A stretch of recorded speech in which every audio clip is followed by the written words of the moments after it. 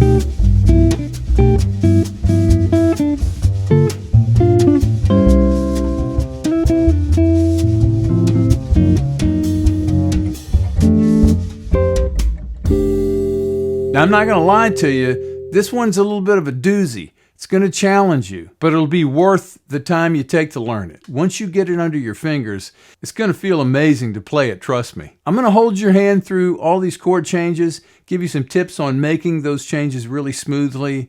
I mostly stick to the second, third, fourth, and sixth strings to give it a smooth, really sweet sound when you play it. So if you're up to the challenge, get your guitar and let's get going. Okay, let's look at this in pairs. We're going to look at this in groups of two because most of the time we're having to move from one inversion of the same chord to another inversion of the same chord just to keep the chord going while we move around the melody. Like I mentioned, we're using the second, third, fourth, and sixth strings mainly, but we deviate from that from time to time. I'll show you where. Here's the first pair of chords. In the chart, this is an F major 7. You can play an F major 9, whatever you want to do, but I'm playing on the second string, a third string, fourth string, like this. This is how you would play an F major 9 with the C in the bass. So it gives it a kind of a rich sound. That's the first chord. Then we move down to this chord. This is an F major 9, but it's being played with an A in the bass. Now, because we're playing the melody, which is, we have to readjust a few fingerings, and what I'm doing is barring across here. This part of my finger right here is holding that down, that D note down. By barring, I can lift this finger. So here's the melody with the first couple of chords. That's it. Okay, so now the next pair of chords, we start with this G9, or it's a G add 9, which is this right here. And that's the B in the bass. Because here's G and D, and there's an A, which is the 9, and there's the B. And it just sounds kind of cool for these three strings, again, the second, third, and fourth strings, to do this. And you'll notice I'm lifting all of my fingers and playing this melody note by itself. I'm doing it because I like it. I like the way it sounds. I just like the rhythmic nature of the chords not sustaining all the time. So the first two parts again.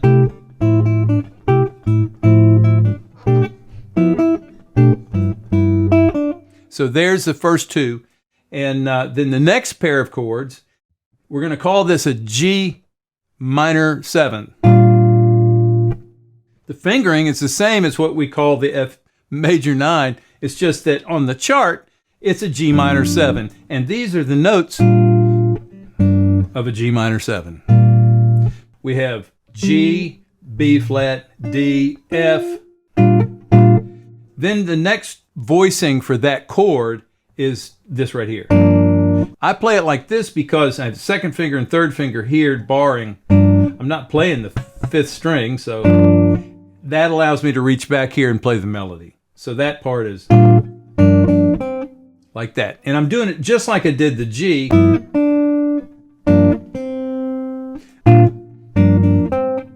And then the next chord is the first chord that we stray from the second, third, fourth, and sixth string voicings.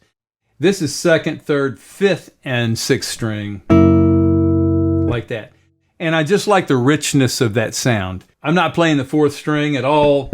It's just... And if you're strumming instead of finger picking like me, you can do that without worrying about it because you're going to blunt it with this third finger. Then we have this shell voicing here with this finger here. This is an F7 flat 5, but the reason it's important to put it here is because that's the melody.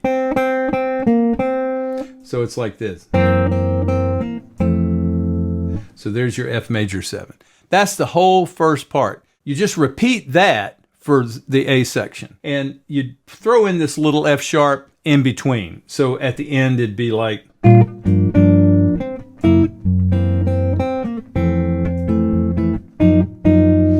Then you repeat what I just showed you, and you've got the first really kind of half of the song. The B section is where it gets really fun.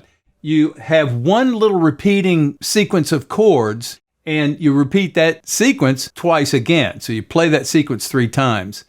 Once I show you this, and you get this part, you're going to be able to play the whole thing because the C section's just like the first part. It just takes the melody to the end. Okay, so here's the middle section, the B section. So the F major 7 chord I showed you with the A and the bass that was here and the first part of the song, you use this same voicing for the F sharp major 7 in the first chord of the B section. And it's this right here. This is how you play the melody under that chord. So you're using the fourth finger. Remember, I'm holding this down with this finger, with the bar. Then we move down to a B9 with F sharp in the bass. And then we move up to a B9 like this. So it's like this.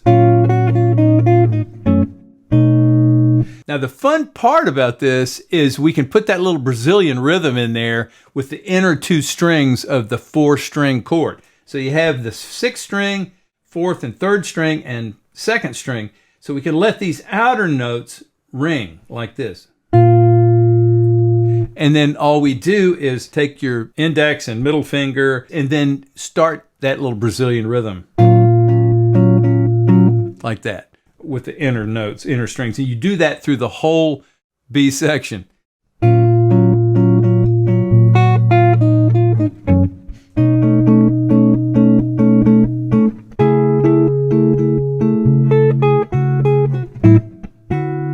You get the idea. So this starts on the, if you call this a position here, this is the 4th position. It starts in the 4th position, your 2nd finger on the 6th fret. Then you move up here, and on the chart, this is called an F sharp minor 7 chord. It'd be like this. But we're playing this voicing here. Keeping that 2nd, 3rd, 4th, and 6th string voicing thing going. Then up here, we move 1 fret higher, which is the 8th position. And there's an E flat 9.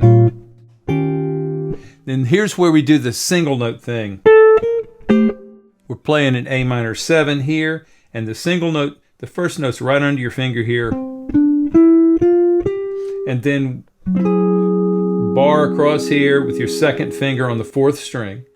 Then move up here, G minor 7, and your first finger's ready to go. So you have this 7th fret across all the inner strings and your 2nd finger here.